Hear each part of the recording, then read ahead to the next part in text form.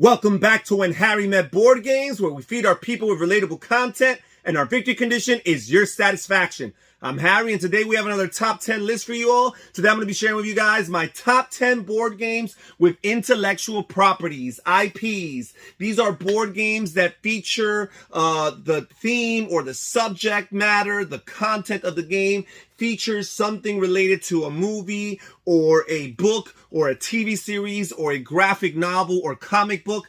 These are games that feature very popular and well-known franchises that happen to be also really good board games. And that's something that I combined in the criteria as I work through this list and rank them from 10 to 1. These are board games that not only am I a fan of their IPs, but I'm also a fan of the way that the IP is integrated within the mechanisms of the game. So without any further ado, let's get straight to my number 10. And my number 10 is, big box, DC Comics, the deck building game. And right here, I have this multiverse box, which is also a storage solution, which I have to give Cryptozoic Games lots of credit, because lots of these deck builders that have expansions upon expansions, their publishers don't come up with their own storage solution, and quite often we have to resort to third-party companies that charge an arm and a leg for these storage solutions. So DC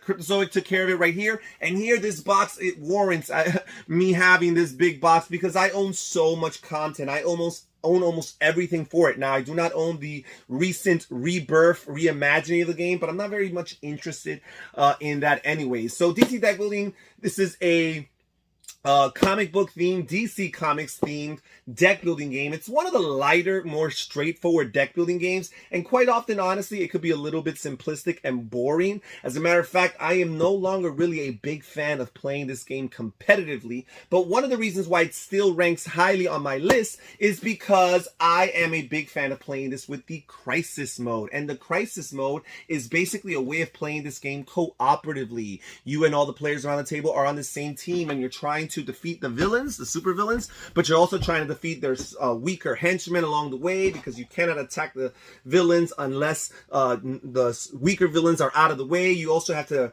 accomplish certain missions and objectives along the way, represented in the form of these crises cards, and it involves you and as the players, as a team, collectively or individually resolving certain things. And again, it just keeps you on your toes because you're always trying to resolve those crises, because without defeating the crises, you cannot defeat the super villain. And same thing with the henchmen and the weaker villains in the tableau. You cannot fight the super villain unless you defeated them first. So I like playing it this way. Now, why does this game rank 10th on my IP list? Because I have to admit that it's very abstracted, painted on. As a matter of fact, Cryptozoic has so many other deck building games within this same gaming system, the Cerberus engine here, created by Matt Hyra, and I own a bunch of those too. You got Street Fighter and Lord of the Rings. They even did NHL version of the game, so it is definitely pasted on. But I am a big fan of DC Comics, and therefore ranked at number 10 on my top 10 board games with intellectual properties. Now let's move on to my number 9 board game with an IP, and that is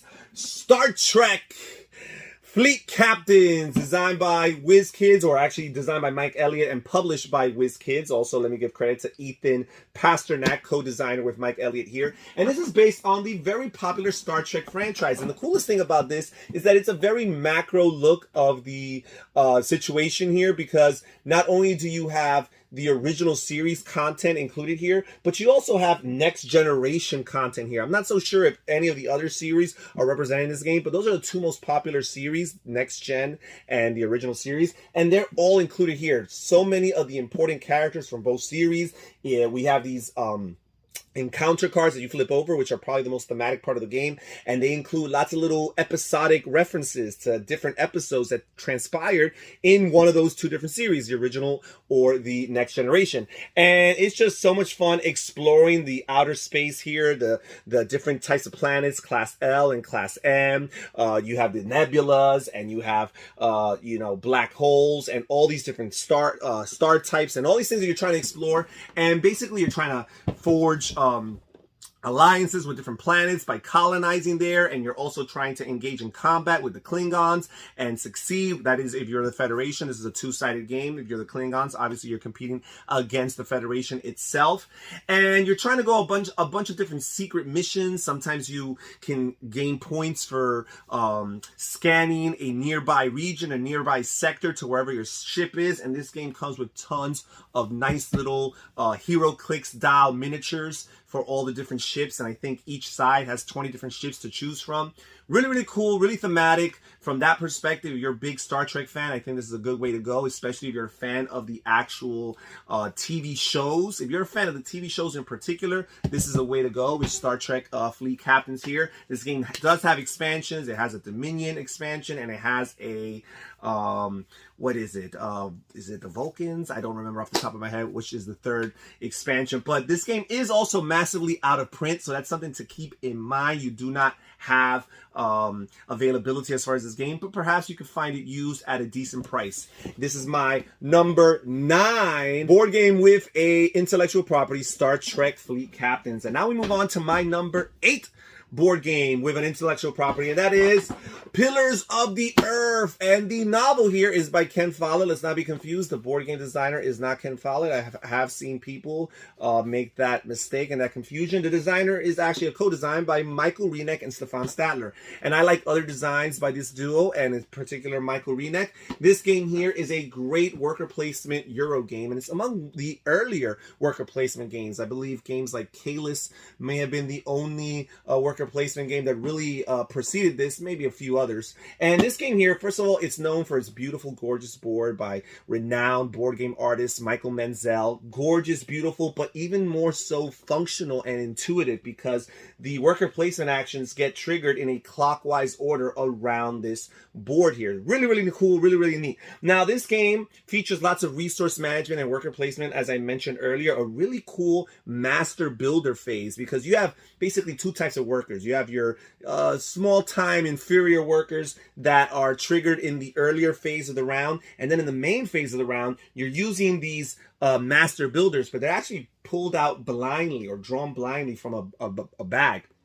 And that determines the order for that round. But you can choose to pass. For example, if you are granted the opportunity to go first in that round, you can choose to go first at a price of 7 coins, or you can choose to pass and go all the way to the back of the line for free and hope that other people pass in front of you, or after you, that I should say, so you could still end up pretty high on the list. So it's this tit for tat kind of thing. Do I want to pay this in order to get priority in the turn order because there's some actions that I really, really am interested in, or am I willing to wait for whatever it is I'm interested in, and perhaps even risk that other people take those actions away from me? So it's really cool from that worker placement perspective. From a thematic perspective, it's a little bit abstracted. You do have some of these character cards that you use throughout the game that remind people of some of the more important characters in the novels and in the TV series. Also, you have these event cards, and these event cards are all tied into some type of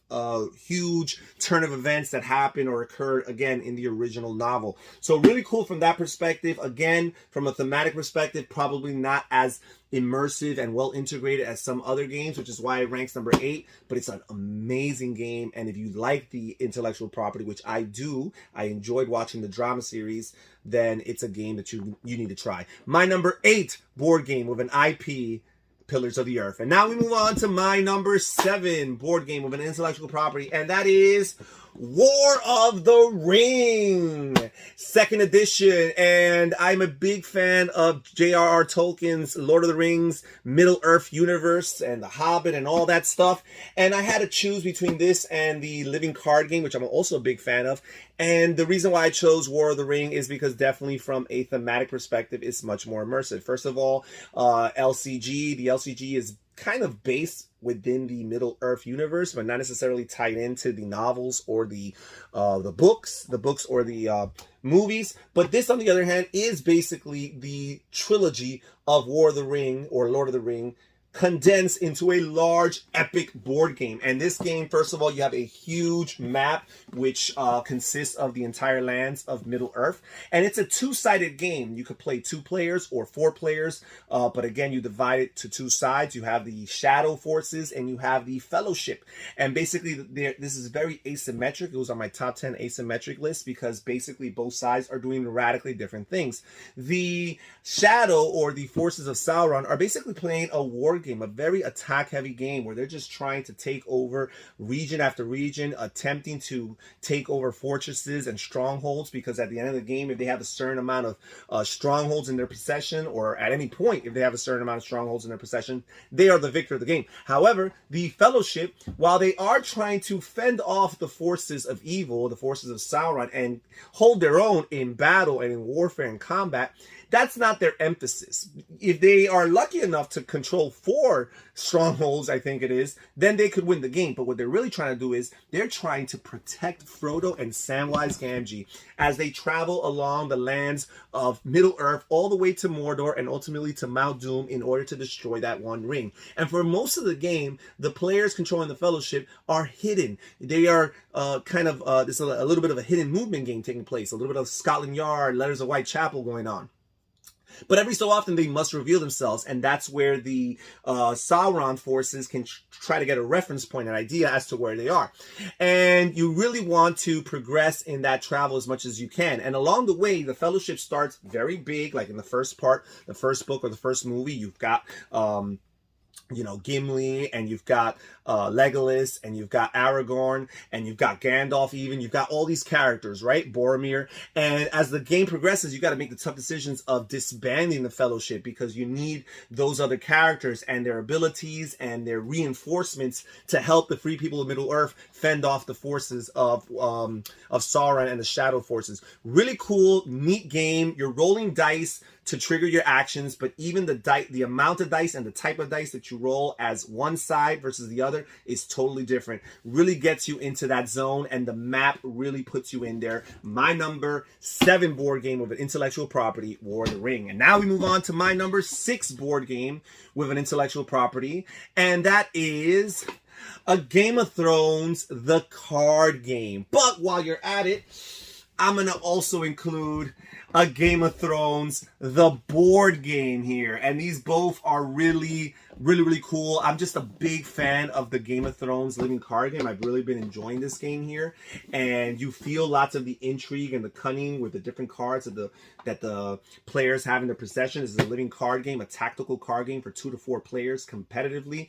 And each player controls a particular house, and each house is very asymmetric and different, and grants you a lot of different abilities and different strengths based on the persons, the characters that make up that house. But Game of Thrones, the board game, again, is probably a more immersive experience, so it's probably a better representation for this list, because just like War of the Ring, here you have a map of this fantasy world, and this is George R.R. Martin's Game of Thrones Westeros world, and you have a map of Westeros, and basically this is where players are moving and maneuvering in order to engage in warfare. And it's so neat because lots of alliances or temporary alliances are formed, lots of opportunities for betrayal are to be had. And players are playing these face-down tokens. The heart of the game is this planning phase where players are all simultaneously putting these face-down tokens in each region in which they have armies or units or troops. And then simultaneously they reveal them, but then in turn order, they're going to execute these different actions. And these different actions allow you to either march in combat or to defend one of your strongholds, or they allow you to support one of the neighboring regions in order to help them in their potential combats. They allow you to summon up power that you're going to use for bidding for the different tracks that you're trying to hopefully be in priority or in first place in. Lots of different things that you could do with those actions, but at the same time, the methodical process of figuring out what you want to do, exactly what order you want to carry it out. It's a little bit of action program selection, I guess, if you look at it that way, but with tokens. Really cool, really neat. Each player controls a different house. And again, as I mentioned with the LCG, each house feels radically different to the point where your positioning in the game as far as the different tracks, the Iron Throne track, the Fiefdom track, and the Royal Court track is all different depending on which house you control. As a matter of fact, one of the houses, House Stark, actually starts with 1 point, one more point than all the other houses in the game, just to show how asymmetric this game is. My number 6 board game with an intellectual property. It's really a Game of Thrones, the board game. And now we're going to move on to my top 5, the cream of the crop. My top 5 favorite games with an intellectual property. And my number 5 is Eldritch Horror, designed here by Corey Koneska and Nikki Valens and published by Fantasy Flight Games. And while this is now a public domain property, it is still an intellectual property. H.P. Lovecraft and his Cthulhu mythos, as there is referred to in the board game hobby. So basically, this game, it has all the stuff from H.P. Lovecraft, all the characters, all the Elder Ones, all the possible references to different books. You can find that all here in this game, in Eldritch Horror. Obviously, with the expansions and all that stuff, you're going to get a bigger portion of that content. But it's so cool because this game is a cooperative game where players are taking on the role of investigators, asymmetric investigators with different abilities, different amount of stamina, and different amount of sanity that serve as 2 different potential healths that can be diminished and eventually eliminated from the game. And these players are globetrotting. The board consists of a map of the world. So again, it's a thematic game that consists of an actual map. Something about a map for me makes me feel very immersed in the experience. And players are traveling throughout the globe, trying to fight different monsters, close portals, and ultimately prevent the Elder Ones from breaking into the fabric of our reality and basically devouring everybody in their presence.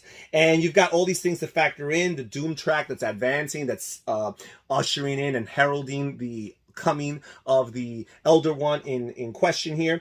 And players are rolling a bunch of different skill tests throughout the game and based on the different attributes, and it's a simple skill test where you roll a certain amount of dice depending on your attribute, and if you get a 5 or a 6 in any one of those dice that you roll, that's considered a success. But it's so cool because there's so much narrative text in this game. You got mythos cards and you have different encounter cards at the end of each round that you need to read and trigger, and there's so much reading going on, but at the same time it feels very well prepared, very well written, and at the same time it just feels like it puts you in that world and that universe. My number 5 board game with an intellectual property, Eldritch Horror. And now we move on to my number 4 board game with an intellectual property, and that is Teenage Mutant Ninja Turtles Shadows of the Past, designed by Kevin Wilson and published by IDW. And Kevin Wilson is known for making very thematic games based on popular intellectual properties. And this game here is no different. First of all, I was a big fan of the TMNT franchise back in the late 80s and early 90s growing up.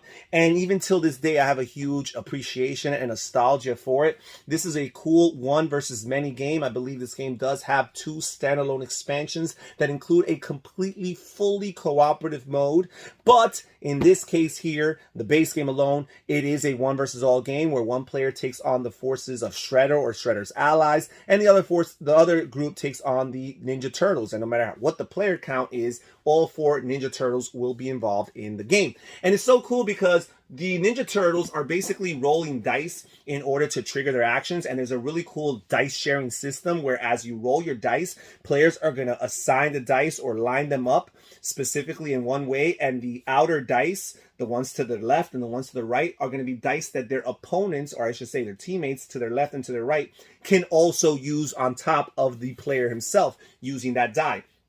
And each Ninja Turtle has a different special ability that makes them feel different than the others. And you also have some special action cards that you could play each round whenever the situation calls for it. Now, while the Ninja Turtles are triggering or activating their powers on the basis of the dice that they roll, the other player, the evil player or the Shredder player, is basically playing a card game. They have different cards based on the different minions or bosses under their control. And these cards grant them the ability to do the same actions that the dice of the Ninja Turtles would do. So based on these actions, on these cards that they play, they'll be able to trigger certain actions. And they're always going to be able to have up to 4 action cards in front of them on their tableau. And all of those, even ones that were played on a previous turn, are available to that player right then and right there.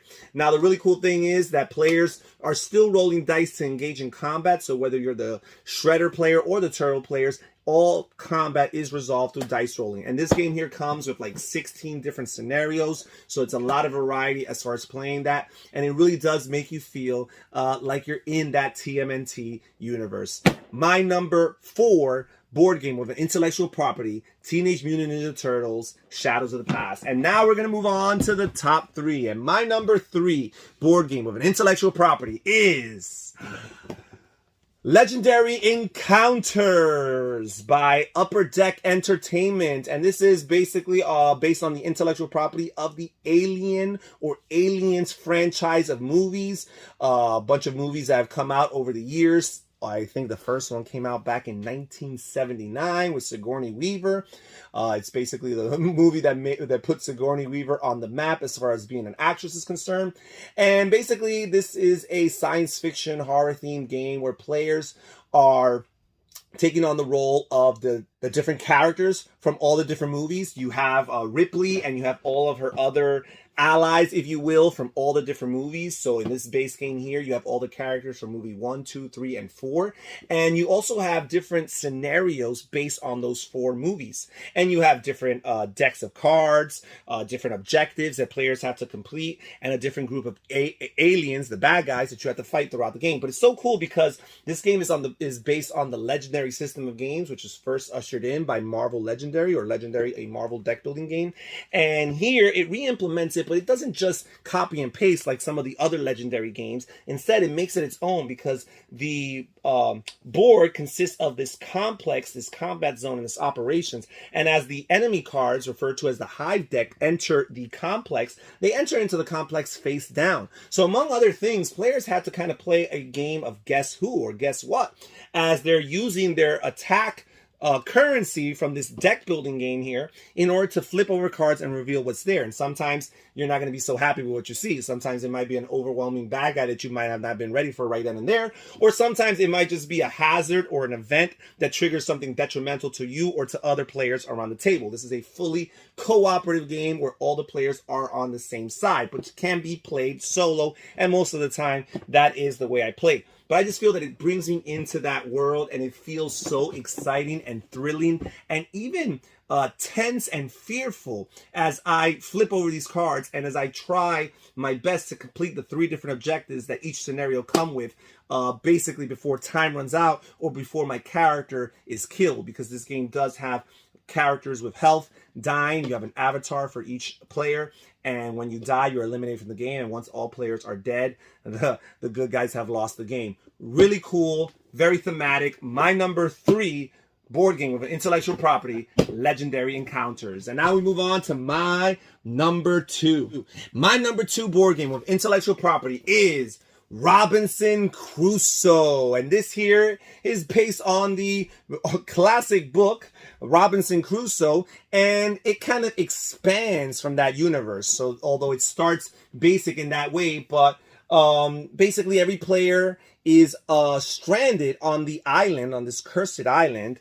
So there's potential for multiple people to be Robinson Crusoes, if you will, stranded on this island, and you are basically scavenging the land for food, for different resources, in order to accomplish different objectives based on the scenarios. This is a scenario-based game. The base game here comes with 7 scenarios, and it comes with lots of expansions that add additional scenarios to this game. This game also comes with 4 different characters, each character with unique strengths and abilities that players can pick and choose from, and it also comes with a Friday kind of sidekick, if you will. It also comes with a dog, so you can play that way. If you feel that the game is too hard, you could add these additional neutral characters that help the players or player with this scenario. And it's so cool because you got all of these different events that you read at the beginning of each round, and there's so many events in this game, so there's so much variety as far as that's concerned. And then you have all these other cards that are triggered through different effects. You have these treasure cards and these trap cards, and you have these beast cards, these wild animal cards, cards, and you have all these other adventure cards based on different actions that you try to trigger. And again, it all kind of tells a little bit of a story there that keeps you immersed and keeps you engaged, and quite often what's happening is really, really bad. And again, this game is notorious for being a very difficult game. It's very hard to beat. I've only beaten this game one time. I haven't played it too many times. I've only played the first 2 scenarios, but I enjoy myself so much with those scenarios that I'm taking my time before I move on to the 3rd scenario. But a really cool game, really immersive, great cooperative game, very thematic. My number 2 board game with an intellectual property, Robinson Crusoe. And now we move on to my number 1, the cream of the crop, my favorite board game with an intellectual property, and that is Marvel Legendary, again by Upper Deck Entertainment. And here I have my Dark City expansion because I did not want to pull out my bigger base box game, which is huge, heavy, with tons of cards and a wooden insert. This box here is pretty heavy as well, with a bunch of cards also and a wooden insert. But this game here, perhaps you consider me to be cheating because I have 2 games on this list that are basically from the same system, the Legendary system. And also you probably consider me crazy because why do I have this higher than Legendary Encounters when Legendary Encounters is universally known as the more thematic of the 2? And it's real simple, guys. Marvel superheroes is probably my favorite intellectual property of them all. Since I was a little kid, I was a huge Spider-Man fan. I was a big X-Men fan, and lots of these other characters I grew to love over the years. I'm a moderate, mild fan of the MCU universe, but at the end of the day, the comics are where it's at. And all these characters and all these the thematic references in these games really pay more attention to the comic books actually than the cinematic universe itself. And it's so cool because every game you have a different mastermind and a different scheme that combine to make a unique formula. And it's so modular in that sense because this game has so many expansions at this point. I think they just released their 27th expansion, or I think they announced their 27th expansion. And there's so many masterminds to pick from, so many schemes to pick from, that the combination of the 2 is almost infinite. When you add to it that there's hundreds upon hundreds of heroes and different villains and henchmen to add to the game. You have specialized wound cards and specialized shield cards, and you have specialized bystander cards, and you have sidekick cards. So many cool ways of playing this game. There's even a way of playing where one player takes on the role of the bad guy himself. There's even the villains expansion, which allows all the players to take on the role of the bad guys. And this is a semi-cooperative game in a sense because technically there's an MVP, a winner, who has the most victory points. But at this point, we just fully play it cooperatively, or I play it solo, just to enjoy the scheme, the challenge of trying to defeat the mastermind and prevent him before the schemes get accomplished. Really cool. Each scheme, again, alludes to some classic comic book story or a comic book arc from days of old or perhaps even more recent times, and it really puts you into it. And I love the way they use the design space of the game to make every scheme feel different and at the same time thematic. Really cool. Again, I'm a big fan of the intellectual property, so it was a no-brainer for me. My number 1 board game with an intellectual property, Marvel Legendary. And that's it for today's list, folks. Thank you so much for joining us here at When Harry Met Board Games. Please comment down below. Tell me what you guys think about my selection of 10. Also, comment down below and tell me what's your favorite board game with an intellectual property. Or perhaps you are evasive or do not like to play games with intellectual properties because you've been burnt too many times in the past. I can put you to ease, guys. There's lots of great games with IPs right now, so you can trust them. That's it for today's video, guys. Thank you so much for joining us here at When Harry Met Board Games. This is Harry saying take care, everybody. Stay safe, stay healthy, and have fun gaming. Bye-bye.